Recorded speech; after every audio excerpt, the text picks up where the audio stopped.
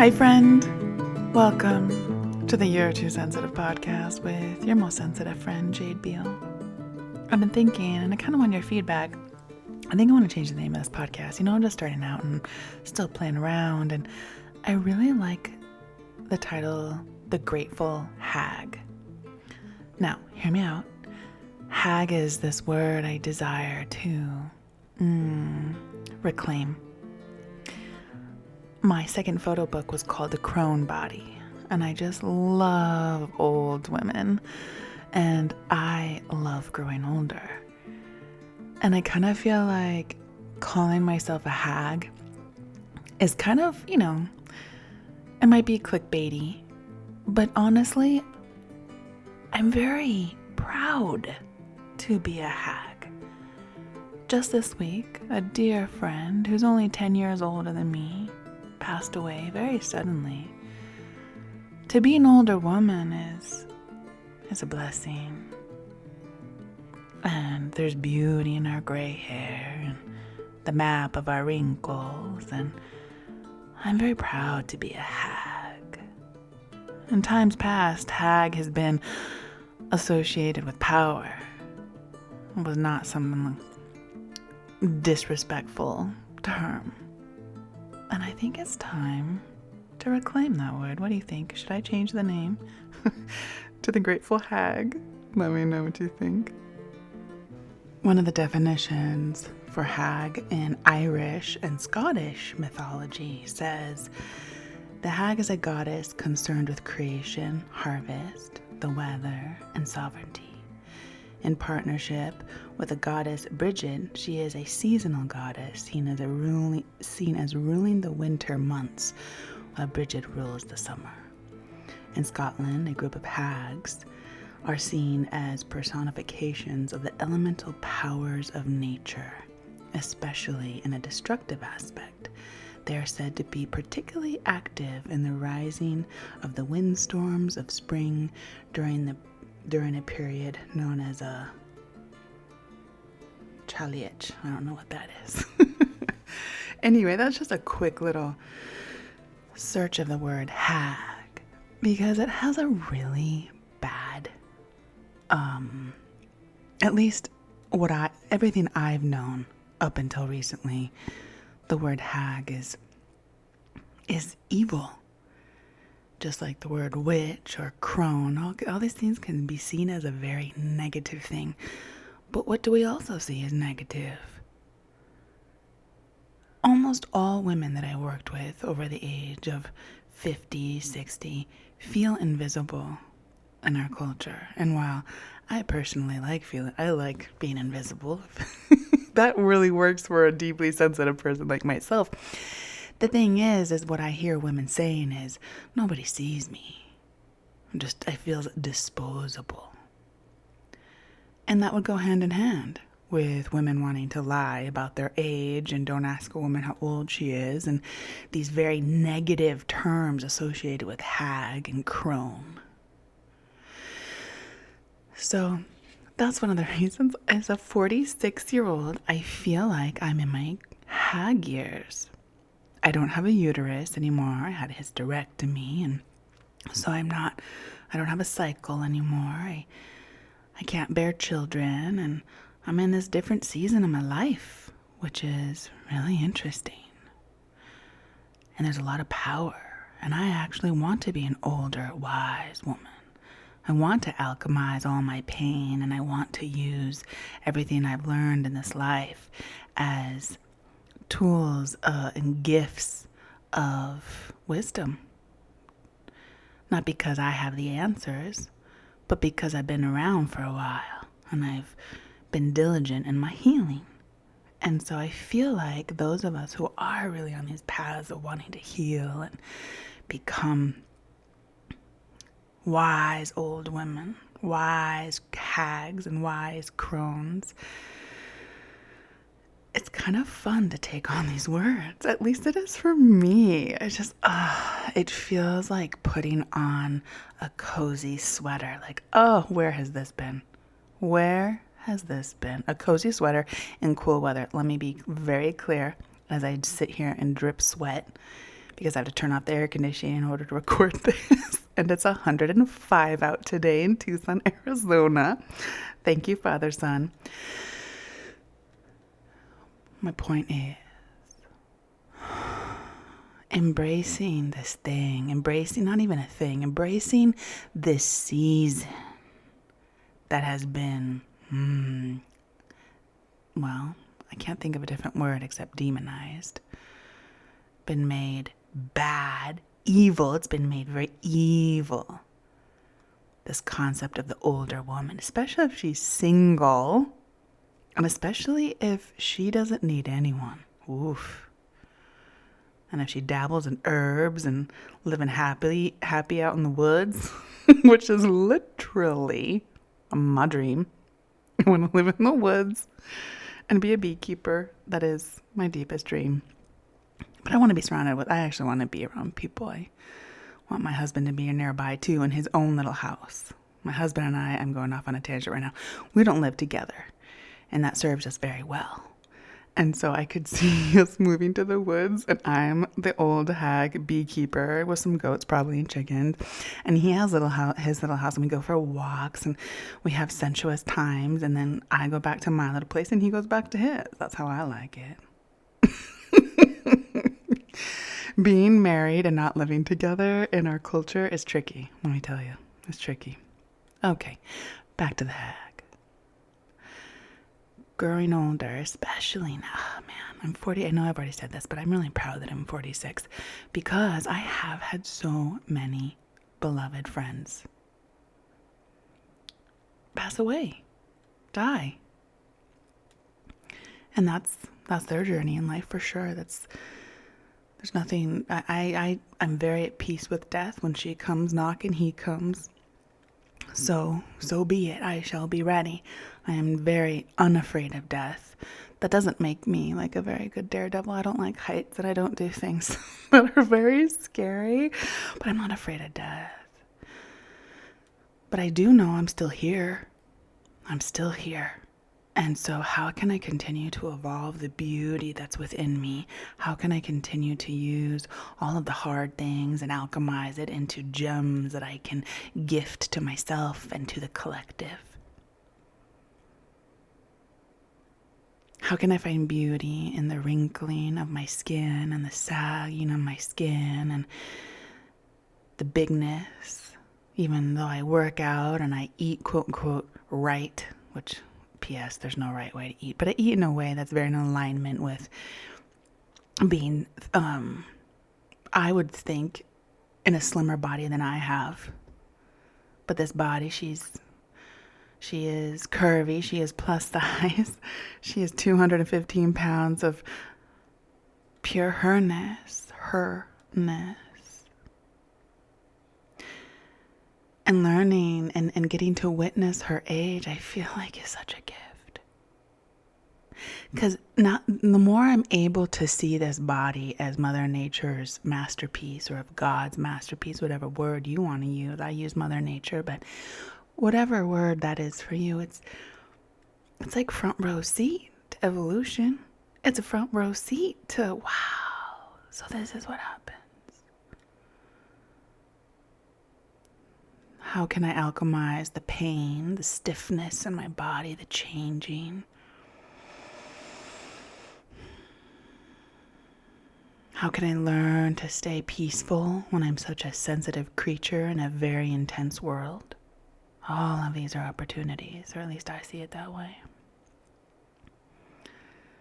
And so that is me wanting to embrace the word hag.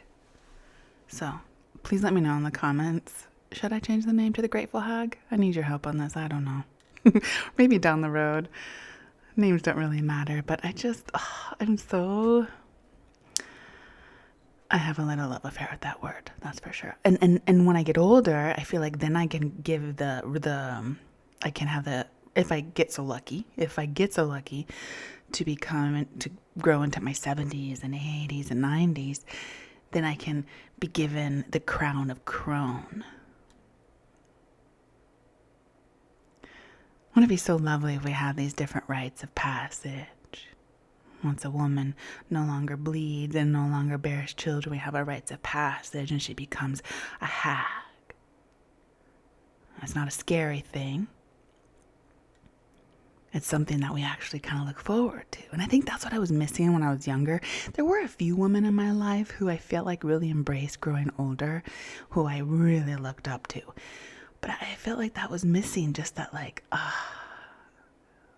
this is a special moment, because it is. Let me tell you. This season of my life as a 46-year-old woman, the things I cared about 10 years ago aren't even on my radar anymore. The things I've overcome feel like a wall of trophies. I feel like I have so many trophies from so many heartbreaks and severe traumas and big mistakes that I've made and that I've done my best to repair and heal.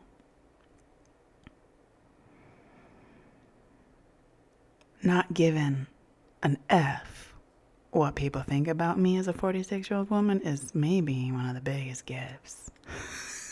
It's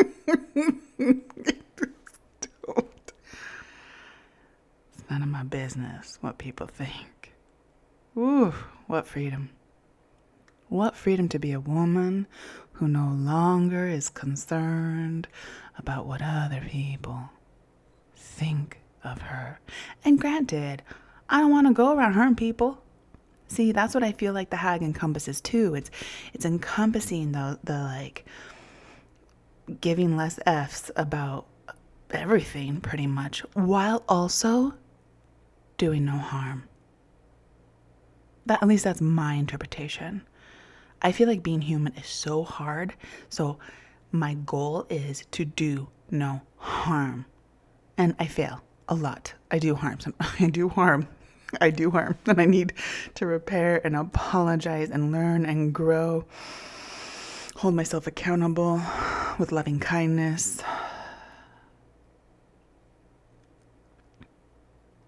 Another juicy thing about growing older is I've been able to finally, and again, I've not mastered this, but when I feel triggered by anything, which mostly it comes from people, let's be honest, but sometimes my dog triggers me.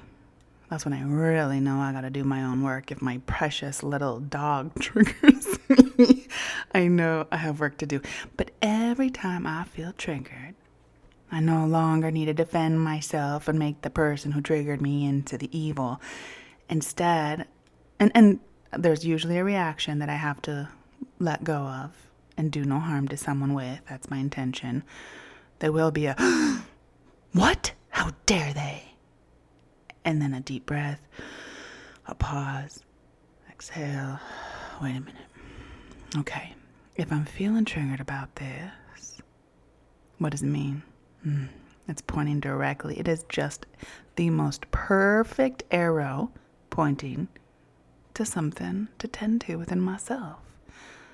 We could call it healing. We could call it release. We could call bringing self-compassion there. But every time we feel triggered, that is an opportunity.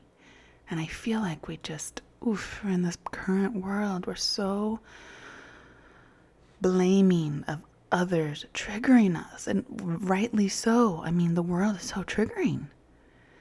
But the thing is, if we tend to that within ourselves, and this comes, at least for me, it came from being older, I can use those triggers as deepening into myself.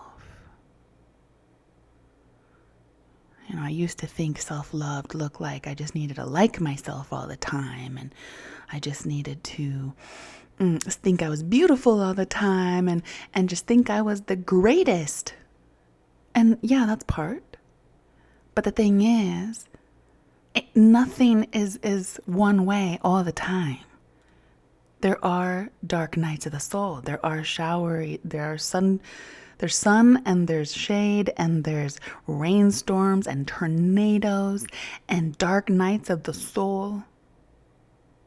So what for me self-love has looked like is actually the truest, the juiciest nuggets of self-love for me, as I've already said, and I'm going to say it 1,000 times on this podcast, is embracing the things I rejected about myself. So worried about being seen as ugly and fat, and realizing ugly is just another word for beautiful, and fat is another way bodies can be on the planet. Embracing that relaxes me. Sometimes I look in the mirror, I do think I look ugly. But you know what?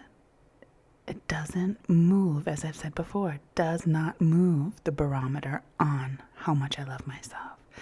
I can think I look cute. I can think I look ugly. I revere. I love this precious little weirdo of a body of mine.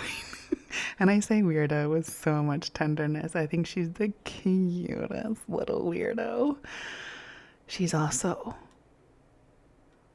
miraculous. She survived our hardest days. She brings so much comfort to others, especially my son. So embracing ugly, fat, embracing my narcissistic tendencies with awareness. This one I feel like is really triggering. I'm still learning how to talk about this because there are a lot of narcissists out there who hurt people.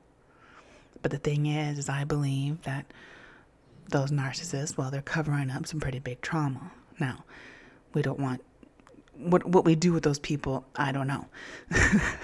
But what I do know is that I do have narcissistic traits within me. Again, I feel like humanity is this vast, multi-dimensional, not just one page, multi-dimensional color palette. Spectrum. It is not a line. It is like the universe. It goes every which way and beyond. And so for me, acknowledging, I do have narcissistic tendencies. That's why I've done so well on social media. I've posted so many selfies without thinking twice. And so when I can embrace that, then I feel like I can keep it in healthy check too, rather than rejecting it. Embracing my crappy ass behaviors, my bitchy ass, hurtful parts, the parts that can hurt people. Embracing that with tenderness and curiosity. That's where the deepest, juiciest nuggets of self-love have come from me. I have both from my mother and father, they're both Scorpios. I'm a Cancer. And they react very intensely. As you know, my daddy's dead, but both of them very quick tempers. And I took that on too. Like if I feel like someone's challenging me or telling me that I'm doing something wrong, I can get mean real quick. Or I used to. I still do sometimes. But I'm quick to notice it. If I am able to do it the way I desire, as I notice it, I'm able to pause and take my breaths before I spew some words that I feel like words really can be like spells. I don't want to cast no spells on anybody, no matter how mad I am. I want to tend to my madness. I want to tend to what I'm triggered about. It's something in me. I definitely don't want to cast any spells on anyone I love, or anyone for that matter, even people I don't love. There's a few people who I'm still working through my anger on, and I don't want to cast spells at them either. So, tending to my very fiery, I can get mean real quick, and that's not how I desire. I want to evolve that. But for me, in order to evolve that, I first need to embrace it and say, hey you fiery thing. I see Tom Beale in that, my dad, and I see D. Rachel, my mom, and I see my grandma. I see y'all in there, in me. I'm going to take this this. Thank you. And I'm going to alchemize it. I'm going to alchemize it into something that doesn't hurt anybody anymore. And instead, use it as opportunity for self-discovery. If I'm feeling triggered, what do I know? Well, that's a clear-ass arrow right to something in me that I can tend to, that I can hold. And that takes time. You can't do that immediately. And this is one of the juicy things of becoming a hag. Juicy things of becoming a hag. You get to alchemize your triggers. Forgive me. I can't help myself. I could also call this podcast Your Favorite Weirdo because I am unapologetically weird. I am absolutely fine with that. So, but no, I'm not. But this embracing of our changing bodies. Okay, I want to insert here. Maybe you're listening to this and maybe you're my age or older and you're thinking, oh, well, you feel maybe judged if you've had plastic surgery or Botox or fillers or something. No, my love. No. There's no judgment here. You can be a hag and do all the fillers you want. What's required is this deep self-discovery. You know, I've been answering this question for a long time with my photography because I love truthful photography. I don't airbrush. Well, we don't call it that anymore, but we don't Photoshop bodies. I like the body to be truthful. Not because that's the right way a photo should be, but because I crave truthfulness in bodies. Having grown up in the 90s with everything so manipulated and everyone so skinny, again, bless them. But there was just one body type which did a number on my own little sensitive self, and I like the truth in my photography. And something women have always asked me since the beginning of when my work really started to take off. I'd have my sisters who've had breast surgeries or plastic surgery on their face or mommy makeovers, their bellies or whatever. They'd come to me with like their heads hanging low, and I could tell there was like something they were afraid to tell me. They were afraid to tell me that they had had some sort of plastic surgery, some sort of plastic surgery, some sort of work. Oh, is it okay if I've had a boob job? Can I still get photographed by you? Oh, precious girl, of course. And the thing for me is there's no correct answer. There's your answer. What do you want to do with that precious body of yours? Do you want to be a hag that injects herself with things? I don't even know what these things are called, so forgive me. I know there's Botox. I don't even really understand quite what a filler is, but I've heard the words a lot, so I think it has to do with your face, maybe. Maybe it goes other places too, but for me, it's more the question is, and this I feel like can help us all. And I would love to even work if you're a plastic surgeon out there and you want someone to come in and speak with your people, I think I'm your girl, because I'm not anti-plastic surgery, but I am pro self-acceptance and self-love.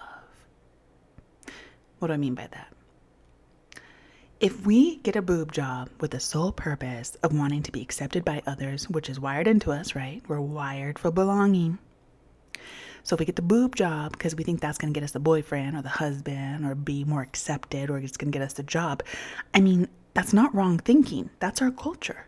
When we change our bodies to fit the mold of our praised little teeny box that exists, which, by the way, if you do fit into that box, there's still no guarantee.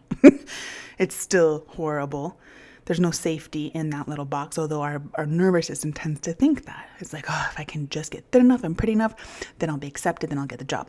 Well, the right boob job and plastic surgery probably could get you, like, say you want a TV job or something, I don't know, but that is a reality. But here's the thing, if we do it solely for other people, or solely because we are hoping with our fingers crossed that this will finally make us happy, it will not. It will not. We must be in a state of loving acceptance of ourselves in this moment, and then get the thing. And then we can enjoy it, like if you're like, I love this girl, I love me, and I think it'd be kind of fun to have these boobies. Okay, get the boobies. But we must first begin hand to heart, feet to earth. I respect and admire this body. I'm safe in this body as I am right now. I'm going to get these boobies or this mommy makeover, this plastic surgery, because I think it's going to be fun. But if you think that getting any of those things is going to make you happier, my precious girl, no, it will not. No, it will not. I'm saying that firmly. Maybe for a minute, but then something else is going to come up because you know why? It's not the thing that you need to fix. There's nothing to fix on you to make you happier, my loves. Nothing.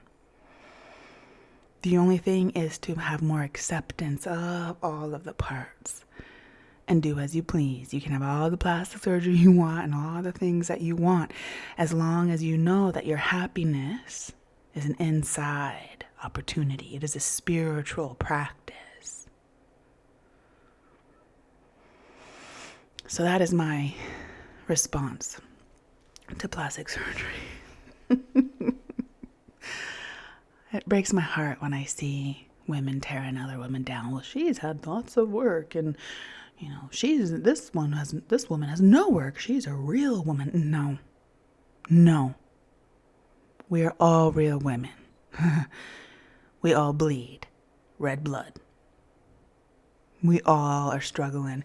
We're all wired for belonging. And when I say we're all struggling, I mean, yes, we're all struggling in different ways, but I've never met any human who hasn't suffered in some capacity.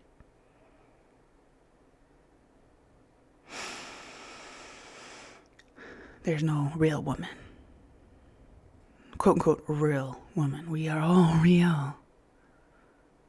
But we all do have the opportunity for deeper spiritual connection, not only to the preciousness of our spirit and this precious body that we're in, but to something greater. For me, that's Mother Nature, Father Sky, God, all of you.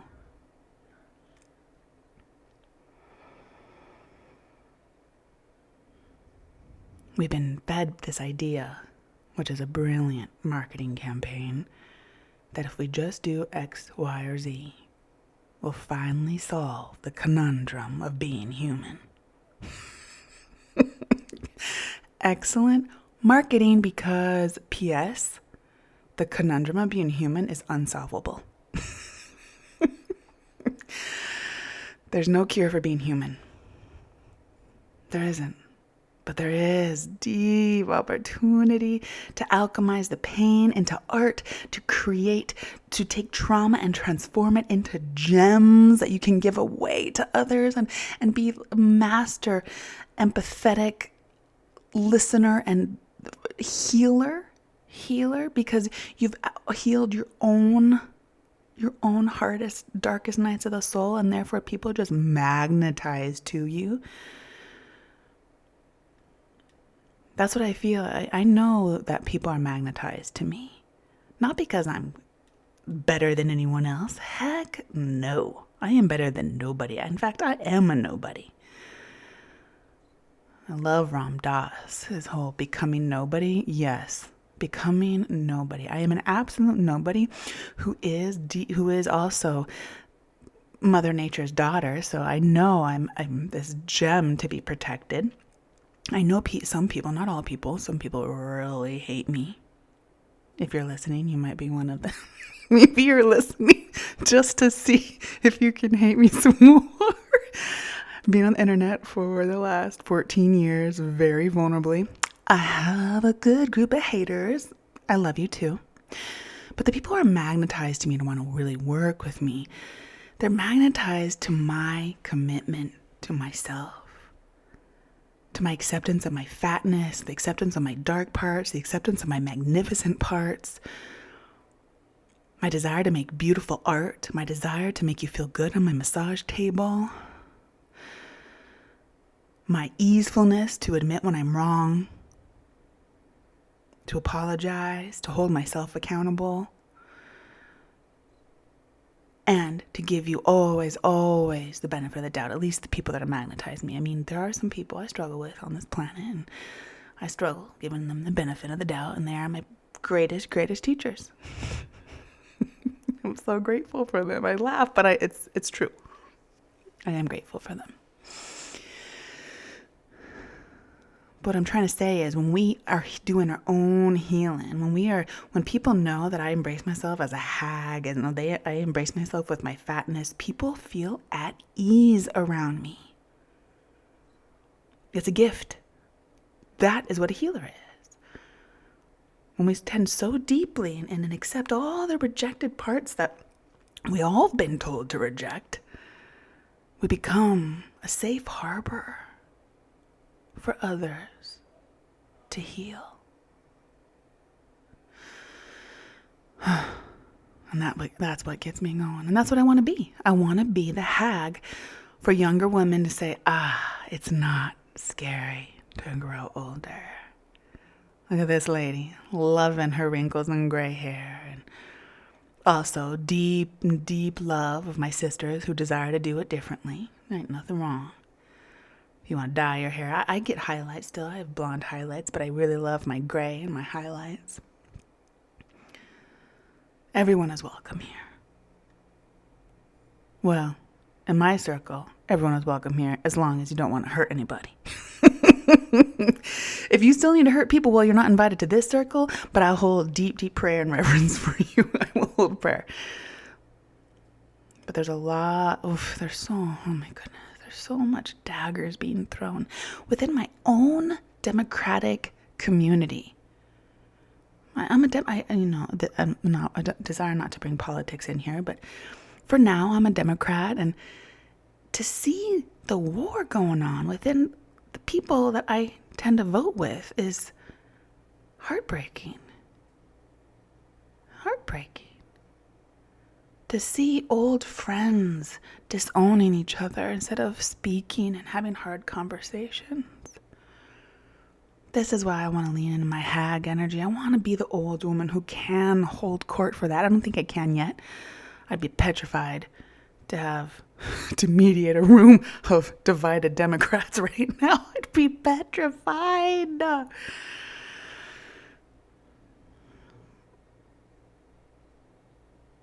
But if we can't even agree and we're in the same party, I mean, what do we expect to do? How do we expect to heal? So I do believe part of my mission to embrace my gorgeous hagness is so that I can eventually know how to hold space for my community and people I don't agree with.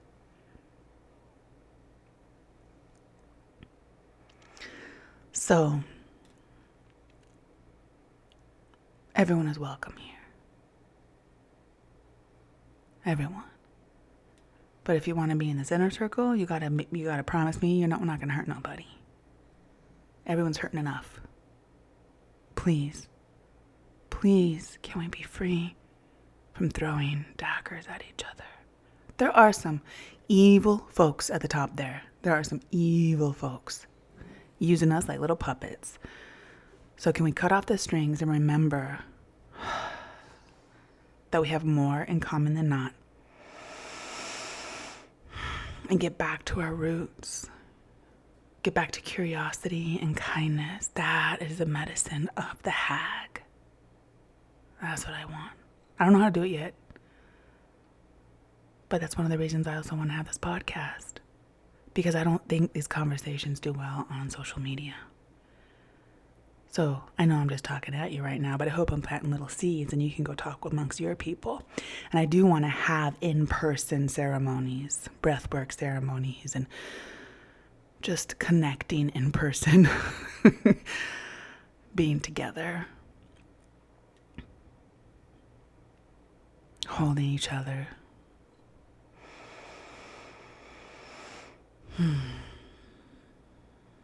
So, even if you're a man listening to this, what could the hag medicine bring to you? How do you view older women? And what could older women bring into your life, if anything? Or if you're a man, how do you feel about aging? I mean, I feel like it's very different from men to women with aging, but I'm sure it's complicated for y'all too. But let us remember, growing older is a gift. Again, we don't know why. Why do some of our friends not grow older and we do? We don't know. There's a mystery there. But the way I like to see it is, okay, well, I'm still here, so I want to continue to create beauty.